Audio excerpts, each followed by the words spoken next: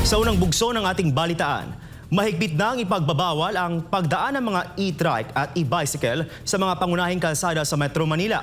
Epektibo simula ngayong Enero 2. Gayunman, tutol ang ilang gumagamit ng naturang mga sasakyan dahil direktang maaapektuhan umano ang kanilang kabuhayan at pang-araw-araw na hanapbuhay.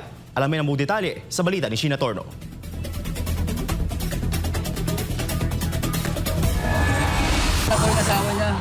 Nasa 300 piso lamang ang kinikita ni Eric Rabanzo sa buong araw na pamamasada ng e-bike sa kahabaan ng Quirino Avenue sa lungsod ng Maynila. Hindi ito sapat sa kanilang mag-anak dahil babawasan pa ito ng 200 piso kada araw na ibabayad niya ito sa tinatawag na boundary o renta ng kanyang ginagamit na e-bike. Ito lang kasi ang kanyang hanap buhay sa ngayon para matustusan ang pangangailangan ng kanyang pamilya. Nababahala si Eric matapos malaman niyang epektibo na simula Enero 2 na bawal na sa mga pangunahing kalsada ang kanyang ginagamit na e-bike maging ang mga e-tricycle.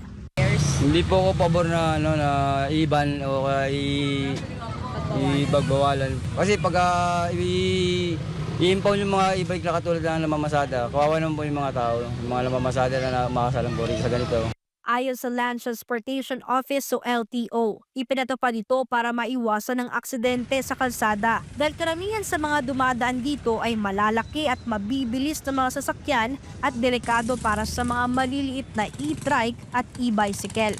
Dagdag pa ng ahensya, naway maintindihan umano ng publiko na hakbang lamang ito para sa kaligtasan ng lahat. Kabilang sa mga daang ipinagbabawal ay ang EDSA Pasay hanggang Monumento, C5 Road, Rojas Boulevard at Quirino Avenue hanggang sa Magallanes South Luzon Expressway. Ang mga mahuhuling nagpapatakbo ng e-trike o e-bike sa mga ipinagbabawal na lansangan ay sasailalim sa mga kaukulang parusa. Kabilang na rito ang pagpataw ng multa at pag-impound dito. Makikipagtulungan naman ang LTO sa mga lokal na pamahalaan at pribadong grupo upang magkaroon at bumuo ng mga maayos na mga ruta para sa kanila. Sa kabila nito, may ilang e-trike at e-bike user naman ang pabor sa nasabing kautusan.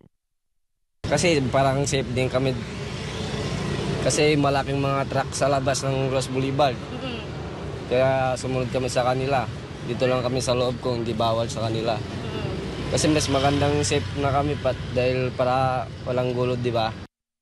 Hindi naman talaga ito acceptable dun sa... Kasi ang makakalaban mo doon, malalaking sasakyan, mabibilis. Konting pagkakamali mo, sigurado, buhay ang kapalit.